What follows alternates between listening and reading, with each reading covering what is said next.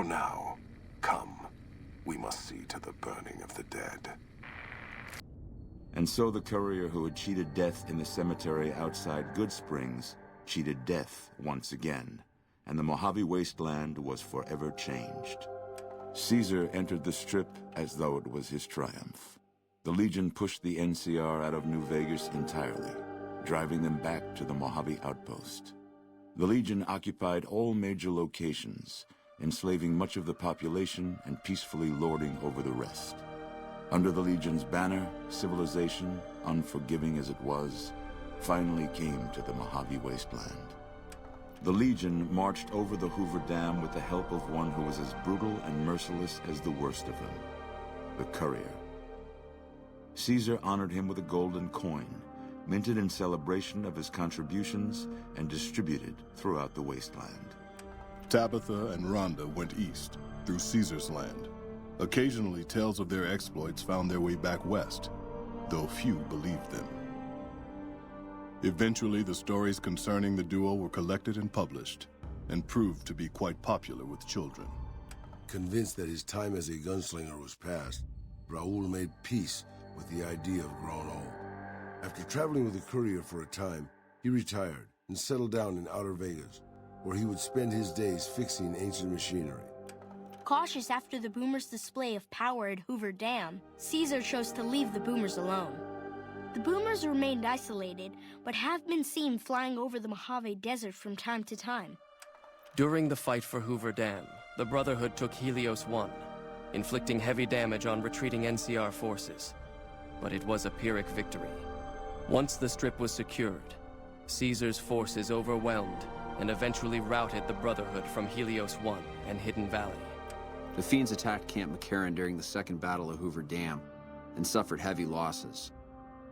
Caesar, unimpressed with their performance and their dependence on chems, had them exterminated. After the Legion's victory, Caesar, out of a strange respect for his old fellows, allowed the followers safe passage out of the wasteland. Reluctantly, the followers accepted the offer and abandoned Old Mormon Fort to the Legion. The Legion, preoccupied with its acquisition of New Vegas, scarcely took notice of the town of Goodsprings. Many locals moved on, fearful of Caesar's long shadow. Only the old and the stubborn remained. The slaughter of the Van Graffs and the Crimson Caravan caused no end of trouble for NCR back west.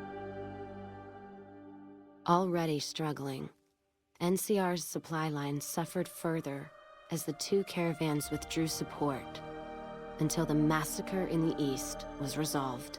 Cass lived to see the mark of the Legion on Hoover Dam. Uncertain of what lay next for the West, she remained silent. As the Legion marched west, she found it difficult to see the dam as anything more than a gravestone for the Mojave, and everyone in it. As reward for their loyal service, Caesar forcibly integrated the Great Khans into the Legion. The sick and elderly were killed. The women sold as wives to ranking officers, and the tribe's identity was annihilated. Though many Great Khans mourned the death of their tribe, many more were ultimately satisfied with their revenge against NCR. Thanks to the Courier and Lily, a cure for the Nightkin's schizophrenia was found shortly after Dr. Henry's experiment concluded.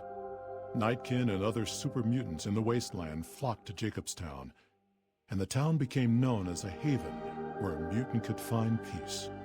Lily continued to take her medicine at half doses, and although she remembered her grandchildren, her mind remained muddled and confused.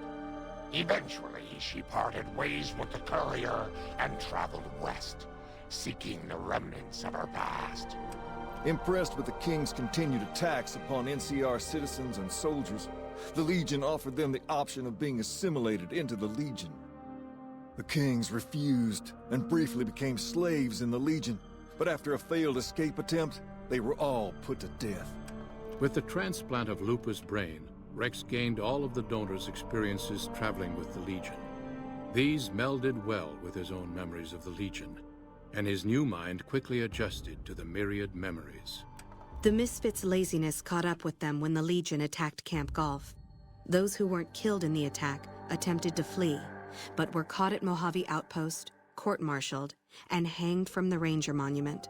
Though Novak was a low-priority target for the Legion, many of Novak's citizens died in its defense.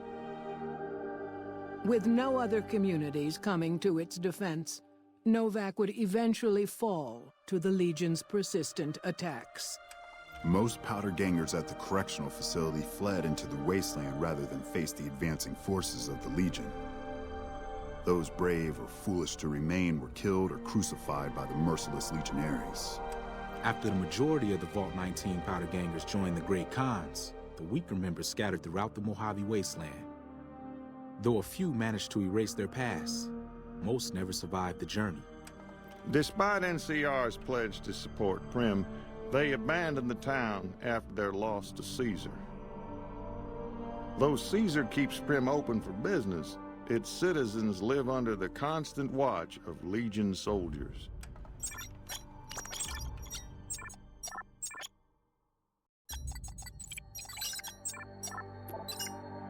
With Caesar's victory came a small measure of vindication for the Rangers' late Chief Hanlon.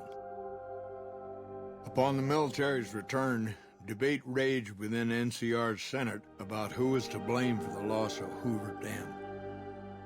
Though some in NCR regarded Hanlon as a traitor, many believed he was the only military commander who saw the futility in defending New Vegas. Merciless in their assault on the NCR, the remnants struck fear into the hearts of even the Centurions at Hoover Dam. Well aware of the full extent of their power, Caesar commanded his troops to not pursue them. And so the Courier's road came to an end, for now. In the new world of the Mojave Wasteland, fighting continued, blood was spilled, and many lived and died just as they had in the old world. Because war never changes.